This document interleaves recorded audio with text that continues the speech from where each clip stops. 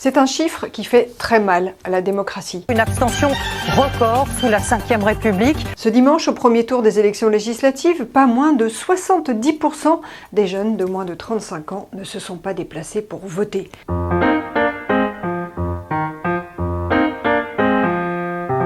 L'écologiste Sandrine Rousseau, qui est candidate de la NUPES à Paris, s'est fendue d'un tweet rageur pour les houspiller, en mode « Dites donc les jeunes, c'est un petit peu pour vous qu'on fait de la politique et qu'on essaye de changer les choses ».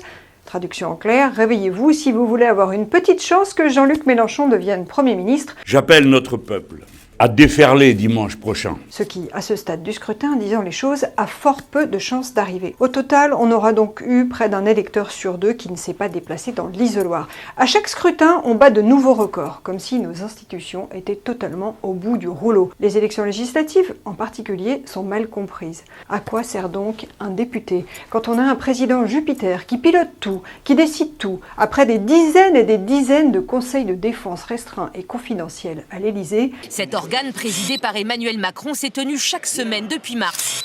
Un cercle restreint, quelques ministres, quelques experts, où les échanges sont classés secret défense. Qui ont donné, pendant la crise du Covid, le sentiment que le Parlement n'était qu'une chambre d'enregistrement. Dans quel pays du monde on fait un truc pareil? À quoi sert de participer à la vie de la cité quand le pouvoir exécutif range discrètement sous le tapis les centaines de milliers de pages des cahiers de doléances rédigés par les Gilets jaunes, dont l'une des principales revendications était le RIC, référendum d'initiative citoyenne, pour rendre un peu la parole aux Français. Pourquoi s'intéresser à la chose publique quand le président de la République lui-même s'assoit sur les conclusions et propositions de la Convention citoyenne sur le climat, où il avait désigné des Français tirés au sort pour essayer de réfléchir sur la question de l'écologie. J'ai 150 citoyens, je les respecte, comme des parlementaires. Mais je ne vais pas dire parce que ces 150 citoyens ont écrit un truc, c'est la Bible. Au soir de sa première élection, en mai 2017, Emmanuel Macron s'était engagé à tout faire pour que plus aucun Français n'ait envie de voter pour les extrêmes. Je ferai tout pour qu'il n'ait plus aucune raison de voter pour les extrêmes. Un petit peu plus d'un an plus tard, en 2018, il confessait qu'il n'était pas parvenu à les réconcilier avec leurs dirigeants. Il y a quelques semaines, il nous a expliqué qu'il était prêt, cette fois, à introduire la proportionnelle aux élections législatives.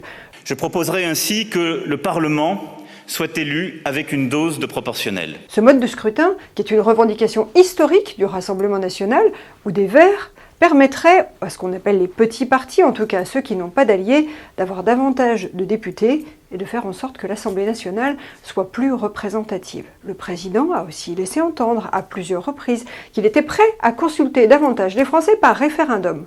Au regard de ce qui vient de se passer dimanche, on a envie de lui dire « chiche, il est plus que temps ». Chiche, monsieur le président. Parce que ce n'est pas avec son obscur Conseil national de la refondation, nouveau comité Théodule censé associer davantage les citoyens à la prise de décision, qu'il va ramener rapidement les citoyens à l'isoloir.